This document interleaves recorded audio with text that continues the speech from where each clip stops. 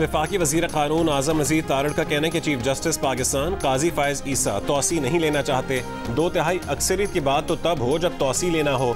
Chief justice Pakistan ने उन्हें और अटॉर्नी जनरल को वाज़े कहा था कि वो तौसी के ख्वाहिशमंद नहीं हैं, इसलिए चीफ जस्टिस के बारे में बार बार कहना कि वो तौसी ले रहे हैं दुरुस्त नहीं। इससे मुतालिक बार बार बात करना गैर ज़रूरी है। चीफ जस्टिस पाकिस्तान जस्टिस काजी फ़ायज़ ईसा एक बाइज़्ज़त शख्स हैं, हमें उनकी तौसी की बात अब छोड़ देनी चाहिए।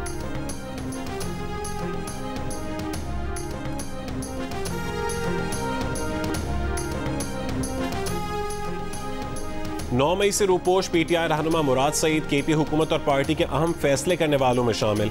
मुराद सईद के वज़ीर आला केपी अली अमीन गंडापुर और पार्टी क़यादत से राबतों का इंकशाफ। पार्टी ज़राए का कहना है कि वज़ीर आला केपी अली अमीन गंडापुर समेत मुतादिद रहनुमा रूपोश मुराद सईद से राबते में हैं। मुराद सईद ने ही आतिफ खान और शकील खान को ओहदों से हटाने की तहरीक शुरू की और अली अमीन गंडापुर को शकील खान के मामलात पर सख्त रद्दमल देने पर आमादा किया। पीटीआई, केपी और पार्लिमानी पार्टी में इख्तलाफात के पीछे भी मुराद सईद का किरदार है। मुराद सईद मुखालिफ ग्रुप के रहनुमा की बानी से मुलाकात करवाने पर मिशाल यूसुफजई को हटाया गया। मुराद सईद को 9 मई केसेस में इश्तिहारी मुल्जिम करार दिया गया है।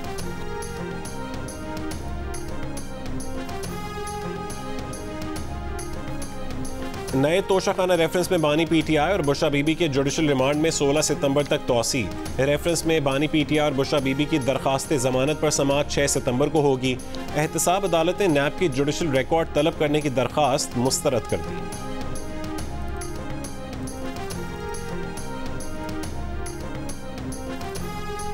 मुल्क में तकरीबन 3 साल में पहली बार अफरात ज़र यानी महंगाई बढ़ने की शरह सिंगल डिजिट में आ गई। इदारा शुमारियात के मुताबिक अगस्त 2024 में महंगाई में इजाफे की शरह 9.6% रही, जो अक्टूबर 2021 के बाद कम तरीन है। जुलाई 2024 में महंगाई में इजाफे की शरह 11.1% और अगस्त 2023 में महंगाई में इजाफे की शरह 27.38% थी। मई 2023 में अफरात ज़र यानी महंगाई 38% सालाना की शरह से बढ़ रही थी। महंगाई में कमी की वजह स्टेट बैंक की सख्त मॉनेटरी पॉलिसी, रुपए की कदर में इस्तेहकाम और इजनास की सप्लाई बेहतर होना है।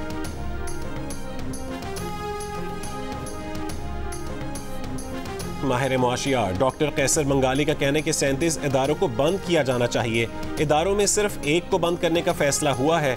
बेशतर इदारे ख़त्म करने की बजाय जम करने का मंसूबा बनाया गया। ग्रेड 1 से 16 की 1.5 लाख मुलाजमत ख़त्म करने की बात हुई, लेकिन आला हुकाम को हटाने की बात नहीं हुई।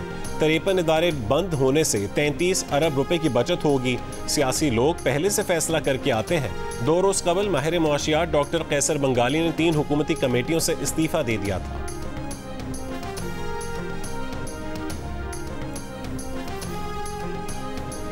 रावलपिंडी टेस्ट की दूसरी इनिंग्स में भी पाकिस्तान की बैटिंग लाइन नाकाम। पूरी टीम सिर्फ 172 रन्स पर ढेर, 6 विकेटें सिर्फ 81 रन्स पर गिरी। मैच जीतने के लिए बांग्लादेश को 185 रन्स का हदफ। मेहमान टीम ने दूसरी इनिंग्स में बगैर किसी नुकसान के 42 रन्स बना लिए। बारिश और कम रोशनी के बायस चौथे दिन का खेल खत्म कर दिया गया। Chairman Pakistan peoples party Bilawal Bhutto Zardari से वज़ीर आला बलोचिस्तान सरफराज बुगटी की जरदारी हाउस इस्लामाबाद में मुलाकात। बलोचिस्तान की सियासी सूरत हाल पर गुफ्तगू। सरफराज बुगटी के बिलावल भुट्टो को बलोचिस्तान में दहशत गर्दी और उस पर काबू पाने के इक़दाम पर ब्रीफिंग।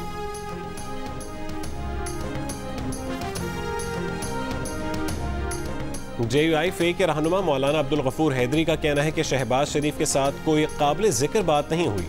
हमने सख्त मौक़िफ़ लिया है और उस पर कायम है। इलेक्शन जाली हुआ है, असेंबलियाँ जाली हैं। जब तक इस पर बात नहीं होगी कैसे आगे बढ़ सकते हैं।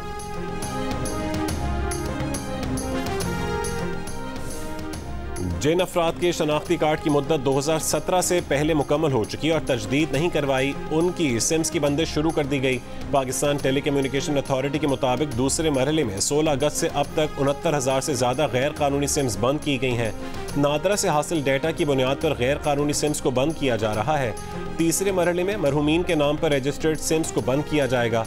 पहले मरहले में जाली सिम्स और कैंसिल होने वाले शनाख्ती कार्ड्स पर सिम्स बंद की गई।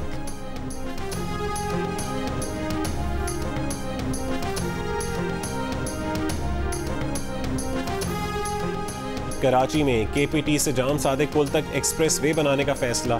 वज़ीर आला सिंध मुराद अली शाह की पब्लिक प्राइवेट पार्टनरशिप बोर्ड के इजलास में महकमे बल्दियात को PPP यूनिट के साथ मंसूबे को आखिरी शक्ल देने की हिदायत। वज़ीर आला सिंध मार्बल सिटी मंसूबा मुकम्मल करने में ताख़ीर पर बरहम, कहा कि इस मंसूबे को हर सूरत फाइनल करके शुरू करें।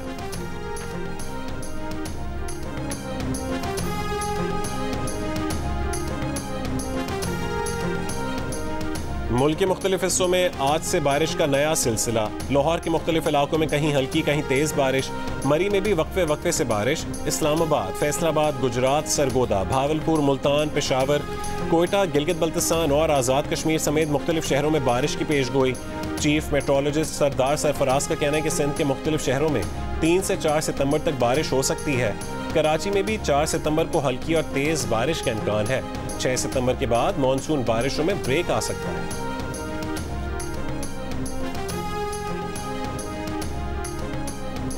सिंध के सीनियर वजीर शर्जील इनाम मेमन का कहना है कि बारिशों से सिंध में बड़ा नुकसान नहीं हुआ। सबसे ज्यादा बारिश जिला बदीन में हुई।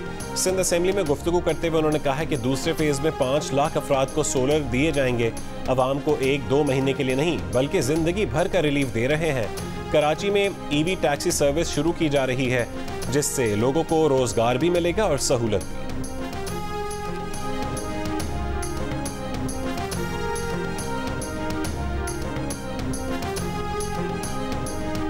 वफाकी हुकूमत का बिजली की कीमतों में कमी के लिए नाकारा पावर प्लांट्स को बंद करने के लिए यकमुश्त अदायगियों का प्लान। IPP से मुआहदों पर नजर सानी भी मंसूबे का हिस्सा। पावर डिवीजन ज़राए का कहना है कि कुछ पावर प्लांट्स को मकामी कर्जों के जरिए अदायगियाँ करना और सरकारी पावर प्लांट्स के मुनाफे में कमी भी वफाकी हुकूमत के प्लान का हिस्सा है। बिजली की कीमतों में कमी के लिए वफाक और सूबे मिलकर फंडिंग का इंतजाम करेंगे।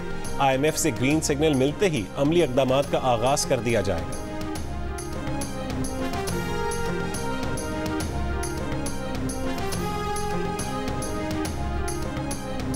और चैंपियंस वनडे कप में मेंटोर लायंस टीम वकार यूनुस का कहना है कि क्रिकेट का मयार ऊपर की सतह पर गिरा है। ऊपर की सतह पर आने वाले खिलाड़ियों में कमी नजर आती है। इस कमी को पूरा करना है। बीमारी पुरानी हो तो उसमें वक्त लगता है। ये नहीं कहते कि फौरी तौर पर सब ठीक हो जाएगा।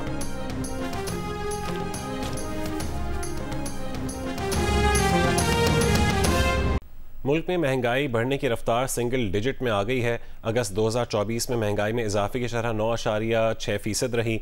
जुलाई 2024 में महंगाई में इजाफे की शरह 11.1% थी। अगस्त 2023 में महंगाई में इजाफे की शरह 27.38% थी। मजीद बात करेंगे जियो न्यूज़ के नुमाइंदे रियाज एंडी से। रियाज, क्या तफसील इस खबर से मुतालिक?